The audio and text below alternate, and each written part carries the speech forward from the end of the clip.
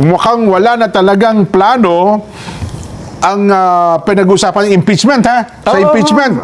Wala na talagang plano ang prosecution team na may patawag pa ang dating head security ng Vice President na si Army Colonel Raymond Dante Lachica. Di ba dati, nag-uusap-usap lang sila, nag-iisipan pa namin kung parang ayaw nga namin pitawag, pero pag-uusapan pa ng mukhang ngayon nag-iisa na tono. Meron na talaga. Nag-iisa na tono si kahapon sa Congressman Jervin Luistro.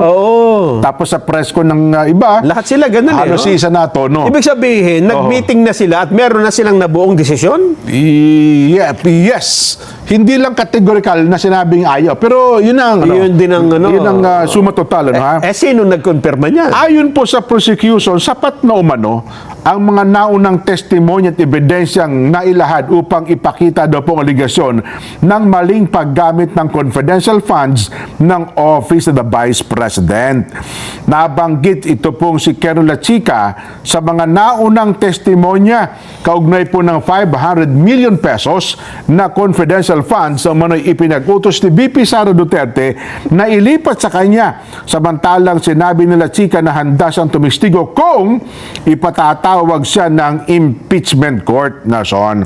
Si Colonel Lachica inahanap ko meron siyang official statement sabi niya anytime parang gusto niya sabihin please lang ipatawag niyo ako. Parang ganun pa ang hamon niya sa pupunta ako dyan. Anytime. At sa part naman ng hindi ba pwedeng i-demand ng senator judges? Kasi hindi ng tono naman ni presiding officer Pwede daw nilang gawin pero at the proper time. Kasi ngayon merong ganon? paglilit. Ibig sabihin ongoing yung trial Oo nga.